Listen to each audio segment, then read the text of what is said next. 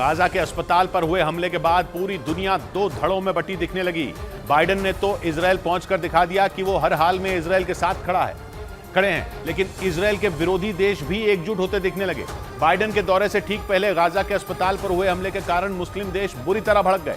यहां तक कि जॉर्डन और फिलिस्तीन जैसे देशों ने भी बाइडेन से मिलने से इनकार कर दिया, जिसके लिए वो जॉर्डन जाने वाले थे। लेकिन अस्पताल पर हुए हमले के बाद मुस्लिम देशों के निशाने पर इजरायल के साथ अमेरिका भी आ गया। बाइडेन अपने इजरायल के दौरे के बाद जॉर्डन जाने वाले थे, जहां जॉर्डन, मिस्र और फिलिस्तीन के नेताओं के साथ शिखर वार्ता रखी गई थी। लेकिन जॉर्डन ने अस्पताल पर हुए हमले के बाद बैठक रद्द करने का फैसला कर लिया। जॉर्डन के एक तरफा फैसले ने अमेरिका को चौंका कर रख दिया। अमेरिका को साफ संकेत मिल गया कि इस हमले के बावजूद बाइडेन ने इजरायल पहुंचकर मुस्लिम देशों को नाराज कर दिया, वो भी तब जब अमेरिका पिछले 10 दिन से पश्चिम एशिया के तमाम देशों को साधने की कोशिश में लगा है। इस काम के लिए अमेरिका के रक्षा मंत्री लॉयड ऑस्टिन और विदेश मंत्री एंटनी ब्लिंकन भी पश्चिम एशिया का दौरा कर चुके हैं। और 7 अक्टूबर के बाद से ही अमेरिका पश्चिम एशिया में अपनी ताकत बढ़ाने और बड़ी ताकतों को साधने की कोशिश में जुटा हुआ है, लेकिन अब तक उसकी ये कोशिश पूरी तरह नाकाम ही रही है, जिसमें सबसे बड़ा झटका तो उसे सऊदी अरब ने दिया। क्राउन प्रिंस मोहम्मद बिन सलमान से मिलने के लिए अमेरिका के विदेश मंत्री एंटनी ब्लिंकन सऊदी अरब पहुंचे थे, लेकिन ब्लिंकन के साथ सऊदी अरब के क्राउन प्रिंस ने ऐसा बर्ताव किया जैसे बिना कुछ कहे ही सब कुछ कह दिया। खबर है कि एंटनी ब्लिंकन को क्राउन प्रिंस से मिलने के लिए पूरे 24 घंटे का इंतजार करना पड़ा। सऊदी अरब पश्चिम एशिया के सबसे ताकतवर मुल्कों में एक होने के अलावा सुन्नी मुस्लिम देशों का लीडर माना जाता है, यानी सऊदी अरब की नाराजगी से अमेरिका को बड़ा झटका लगा।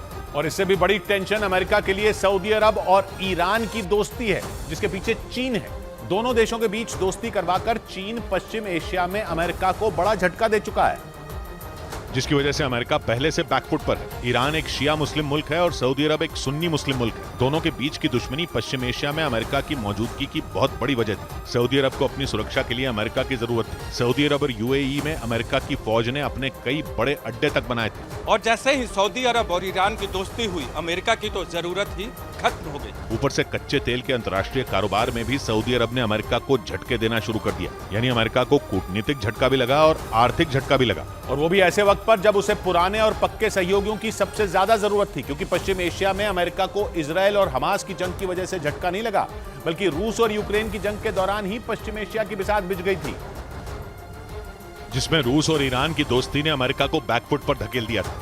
ईरान ने अपने खतरनाक ड्रोन और मिसाइलों की सप्लाई रूस को की, तो सऊदी अरब ने कच्चे तेल की कीमतें बढ़ाने में रूस की मदद की। कच्चे तेल का एक्सपोर्ट करने वाले देशों के संगठन ओपेक प्लस में सऊदी अरब और रूस का तगड़ा दबदबा है। दोनों की इस जुगलबंदी ने अमेरिका को पिछले 1.5 साल में कई आर्थिक झटके दिए। मतलब ये कि पश्चिम एशिया की दो बड़ी ताकतें सऊदी अरब और ईरान अमेरिका को झटका देते हुए रूस के साथ दोस्ती निभाने लगी। यूक्रेन जंग में जिस वक्त अमेरिका और यूरोप मिलकर रूस को घेरने में लगे थे, उसी वक्त सऊदी अरब और ईरान रूस की ताकत बने रहे। रही सही कसर तब पूरी हो गई जब सऊदी अरब और ईरान के बीच की दूरियों को चीन ने मिटा दिया। लेकिन अमेरिका के खिलाफ बन रहा ये गठजोड़ तब पूरा हुआ जब इसमें चीन और उत्तर कोरिया भी जुड़ गए। दक्षिण कोरिया की तरफ से दावा किया गया है कि हमास के लड़ाकों को हथियार देने में उत्तर कोरिया का हाथ था, और वही उत्तर कोरिया रूस को भी हथियारों की सप्लाई कर रहा है। उत्तर कोरिया के तानाशाह किम जोंग उन पिछले महीने ही रूस के दौरे पर गए थे, जहां दोनों देशों के बीच कई बड़े समझौते हुए थे। उत्तर कोरिया और रूस के रिश्तों के साथ ये तय हो गया कि अमेरिका के खिलाफ रूस के गठजोड़ में रूस, चीन, ईरान, सऊदी अरब और उत्तर कोरिया के अलावा पश्चिम एशिया के ज्यादातर मुस्लिम देश शामिल हैं। इन देशों के पास न तो हथियारों की कमी है और न ही आर्थिक रूप से शक्तियां कमजोर हैं। सऊदी अरब और ईरान के पास कच्चे तेल का भंडार है, तो रूस, ईरान, चीन और उत्तर कोरिया के पास खतरनाक हथियारों का भंडार है। यही वजह है कि अमेरिका पश्चिम एशिया को साधने में अपना पूरा दम लगाता दिख रहा है।